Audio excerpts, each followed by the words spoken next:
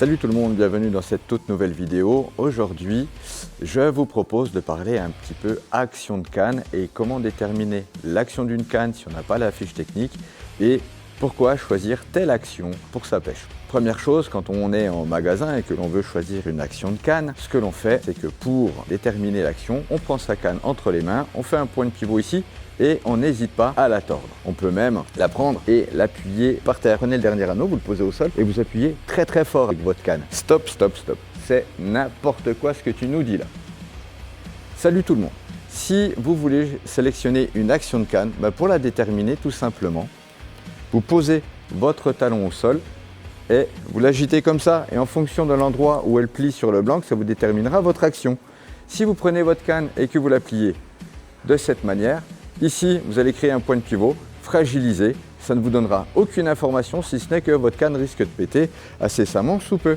Si vous prenez votre canne, que vous l'appuyez au sol comme ceci et que vous lui mettez un gros effort, pareil, vous allez mettre des déformations sur le sion de votre canne et la céramique de vos anneaux risque de péter. Je vous laisse. À bientôt.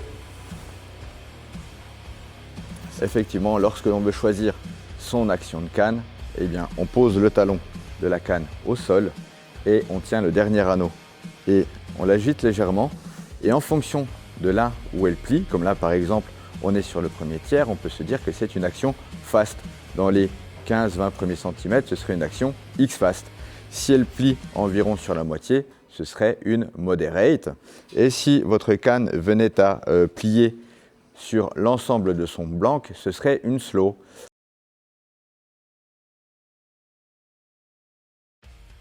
Alors pourquoi par exemple choisir une slow quand on veut pêcher? Tout simplement, une slow va encaisser les coups de tête du poisson, elle va aussi encaisser toutes les vibrations de vos leurres. C'est-à-dire que si vous voulez pêcher au crank, au chatterbait, au spinnerbait, une action slow sera tout indiquée. Après, si vous voulez pêcher polyvalent, une moderate serait très bien.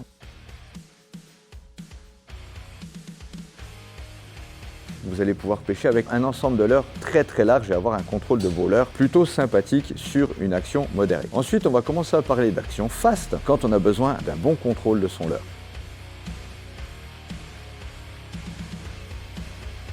Une action fast, elle va être plutôt faite pour tout ce qui est poisson nageur, pour tout ce qui est jerkbait, pour tout ce qui est leurre de surface, tickbait, frog, popper et ainsi de suite. Ça nous permet d'avoir des petits mouvements bien secs. Et le X-Fast va être vraiment pour tout ce qui est pêche à gratter. Par exemple, quand on veut pêcher le cendre en vertical ou quand on veut pêcher le black bass au waki par exemple. C'est vraiment des pêches qui sont très tactiles. Ici par exemple, j'ai la nouvelle WXM 500 Specific Pike en 14,85 grammes. Et là, en faisant la petite astuce du talon au sol, ici, je peux m'apercevoir que c'est une action fast. Ici, j'ai par exemple la petite 1,5 g, la nouveauté 2026 Specific Truite, donc elle fait 1,80 m.